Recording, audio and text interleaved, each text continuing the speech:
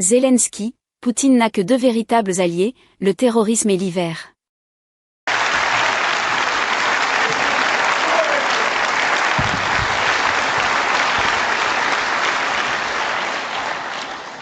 Thank you so much. Dear friends, dear Georgia, thank you very much for your kind words, very strong words, for your support. Thank you for warmly hosting this important meeting for Ukraine, for Ukrainians.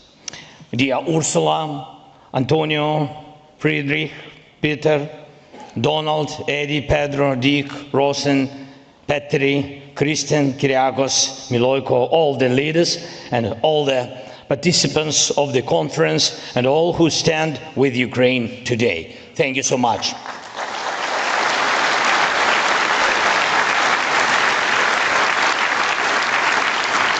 Thank you all for your attention to Ukraine, to the needs of our people, first of all, and to our shared responsibility to do everything necessary to protect life. Russia has also prepared for this meeting. Just last night they launched another massive attack on Ukraine, mainly targeting our capital, Kyiv. The attack involved Russian, Iranian Shahid drones. These drones have been heavily upgraded to cause more destruction and to be harder to shoot down.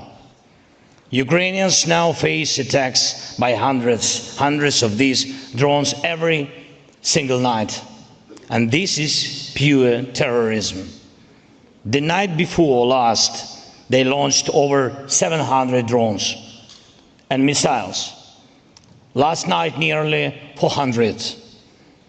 And they try to do this as often as possible. This is exactly what Putin wants, for our people to suffer, to flee Ukraine, and for homes, schools, for life itself to be destroyed everywhere, not just near the front lines. Remember, just a year ago, many people thought Russia wanted real peace, real talks, and a ceasefire.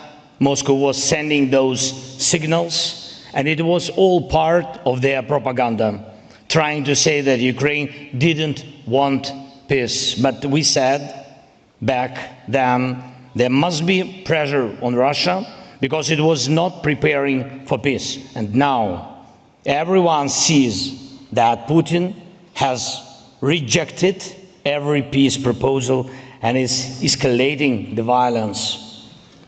Just last night in Kyiv alone, sadly, 2 people were killed and 16 were injured. A medical lab was completely destroyed, residential buildings, a shopping center, a veterinary clinic and basic city infrastructure were all damaged. And that was with many of the drones and missiles being shut down. Still, some made it through. And this is what we must focus on first. We must stop Russian drones and missiles. And this means more air defense supplies and more investments in interceptor drones, air defense systems, and of course missiles. And I urge all our partners, increase your investments. When Russia increases its attacks, we cannot have a shortage of funding for drone production.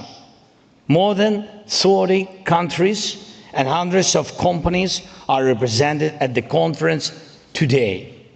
And we must reach a point where Ukraine's air defense and drone sector is supported by over 30 countries and backed by hundreds of companies, not only from Ukraine, but also from Europe, the United States, and beyond.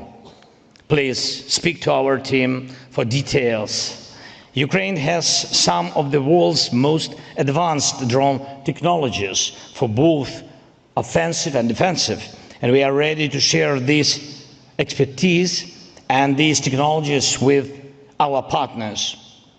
Ukraine needs investment, you need skills, you need technology, And everything we are building now to protect Ukraine will also help protect you. Secondly, I'm grateful to all countries that are part of the coalition supporting Ukraine's defense. We've created effective, really effective coalitions, effective drone coalition, and you can see how drones help us hold the life, hold front line and strike Russian military infrastructure deep inside Russia. We also have a strong aviation coalition. Thank you to all its members. Ukraine has received and is building up modern combat aviation. This is a huge, huge help.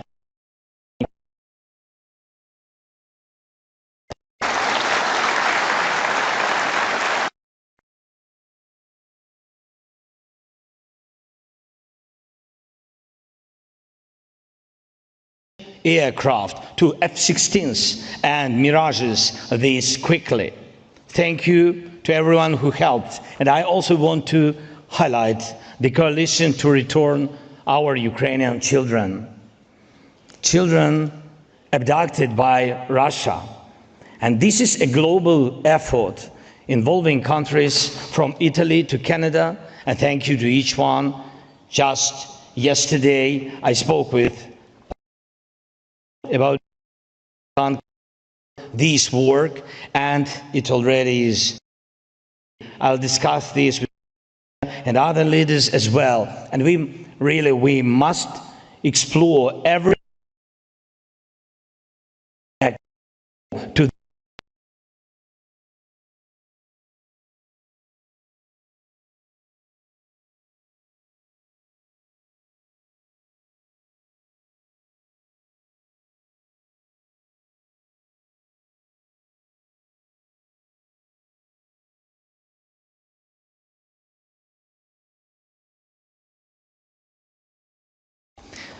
This is very serious threat, and we must stand against it together. Just like these coalitions are working, we now need to build a coalition for recovery. Let this be the moment we start it. We know what Russia has destroyed, and we know what it will take to rebuild Ukrainian people. Which is needed, a coalition with clear leadership, countries and companies lead and bring others with them. And we also need a clear recovery plan. Approach is needed, a coalition with clear leadership, countries and companies that can lead and bring others with them. And we also need a clear recovery plan. Think of the role the Marshall Plan played in rebuilding and transforming Europe. That's why Europe has enjoyed peace and economic growth for so many decades. And now we have real opportunity to spark a new wave of progress. We need a Marshall Plan style approach, and we should develop it together. Rebuilding Ukraine is not just about our country. It's also about your countries, your companies, your technology, your jobs. The way we rebuild our country can also modernize your infrastructure and industries. And I ask you to support the Recovery Coalition and help define specific financing mechanisms. We must clearly agree that frozen Russian assets should go toward Ukraine's recovery.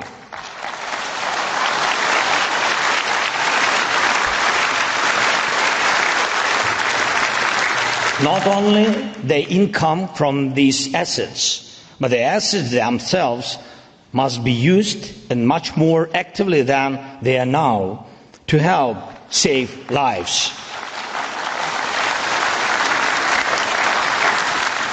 And we also need a clear system for reconstruction, a special recovery fund, and financing at different levels for Ukraine's national budget and for local communities. And we are very, very open to working with any business that can support our strengths, production, logistics, and of course, rebuilding. And let me emphasize one more thing. In this joint recovery project, we will only welcome true partners, those who are not helping Russia continuing this war.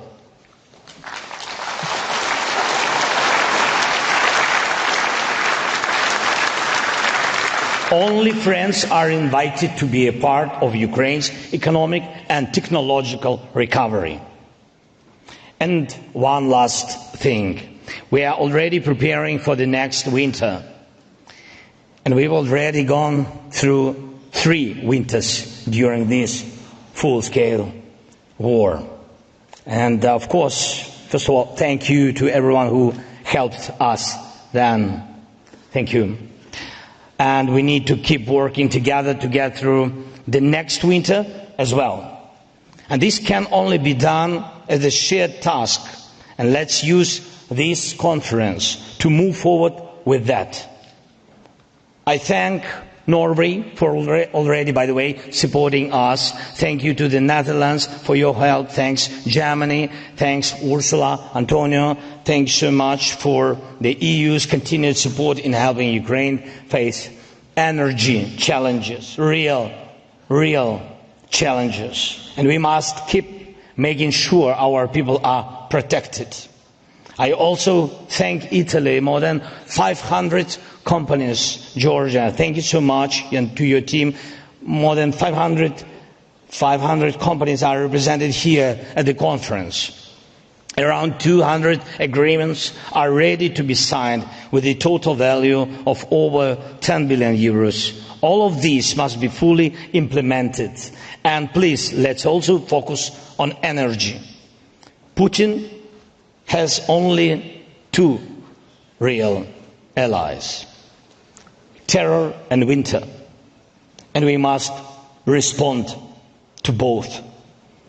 Thank you to everyone who is helping. And let today's meetings bring real results that matter to people and are visible in their lives. And every day, all of us must stay focused. All of us must keep up the pressure on Russia.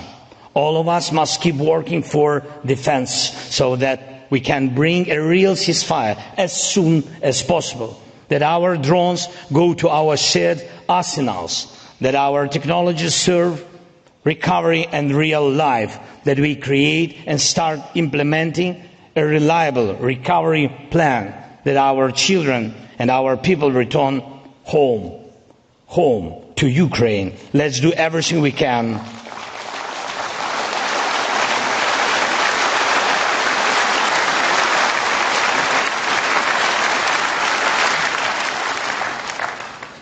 Let's do everything we can for real peace as soon as possible. Just peace. Slava Ukraini!